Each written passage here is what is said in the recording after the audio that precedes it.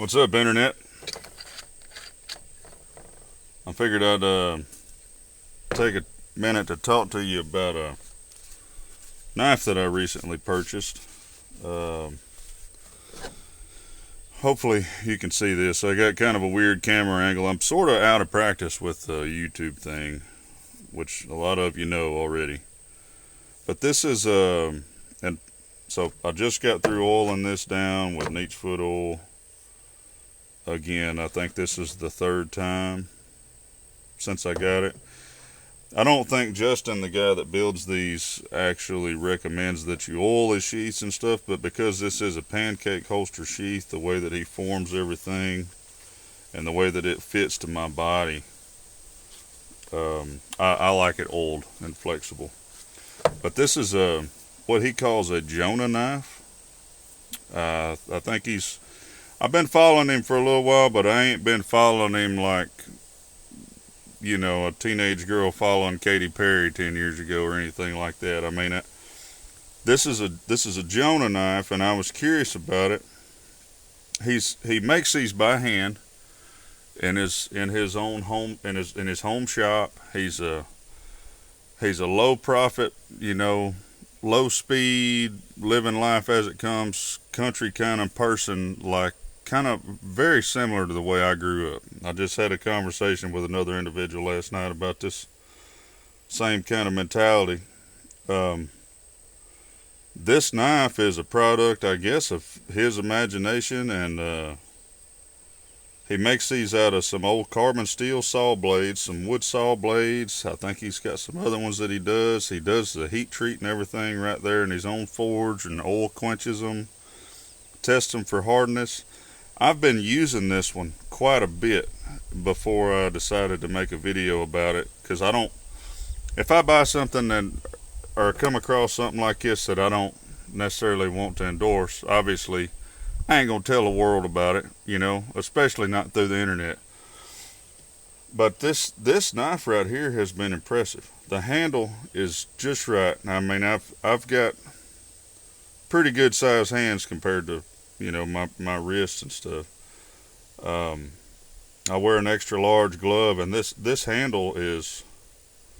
I mean, it's just right. I mean, I wouldn't be scared to go hog hunting and stab a hog with this knife. You ain't gonna slip up on it. It's comfortable.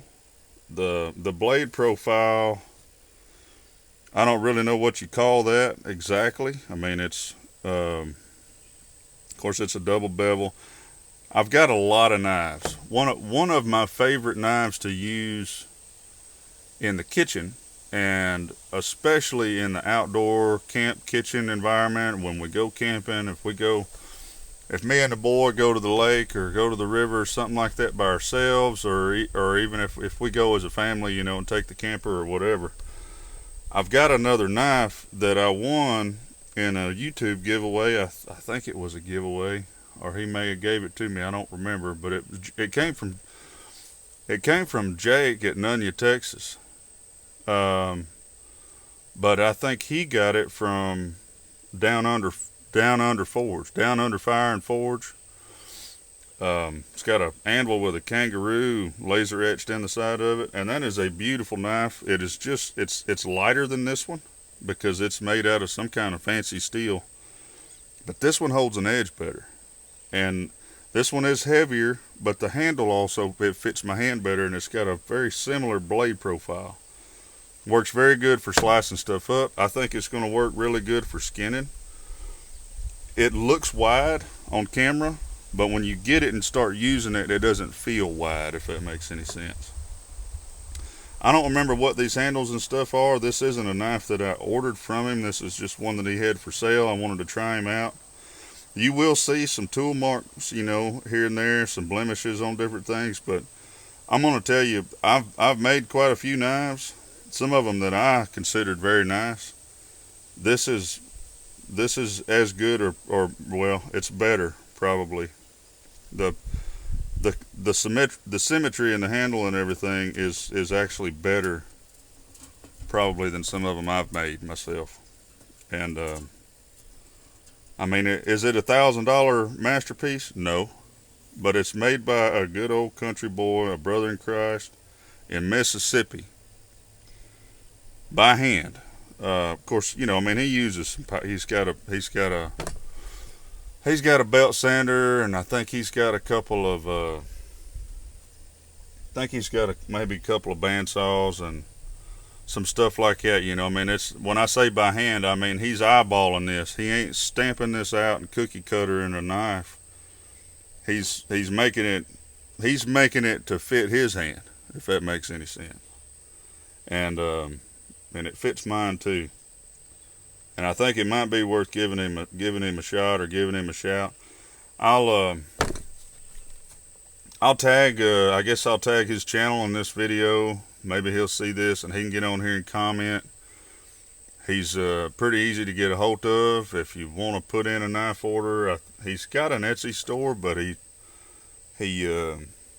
think he does most of his business through Facebook. And the name of the channel is called Spirit of the Outdoors. Of course, he does Bible readings and stuff like that too. Me and him are not on the same page as far as scriptures, but all our crosses are not hewn by the same adzes, I guess, or whatever. But that don't hold me back from wanting to interact with the man and be a brother to him. He makes a good product, and I wanted to get that out there. For the price that he's charging for this, I know how much work goes into something like this. He's got some other knives out there. He makes a couple of smaller ones, and he's naming them all after biblical characters. This one's called the Jonah. He makes a Caleb knife, which is probably the one that I'm going to order from him next. That looks like it would be a fantastic, just a small utility camp knife, or a skinning knife is really what I want it for. I think it would skin a deer like nobody's business. And then a Gideon that's about the same size with a different blade profile that looks just as fun and just as functional to me. And after having seen this one and having used it for several days and seeing how it holds an edge and how his temper holds up and the type of steel that he's using, I'm impressed enough with it that I felt like I needed to tell the internet. So I'll leave some links and stuff. I'm gonna sit out here and read this right quick, and then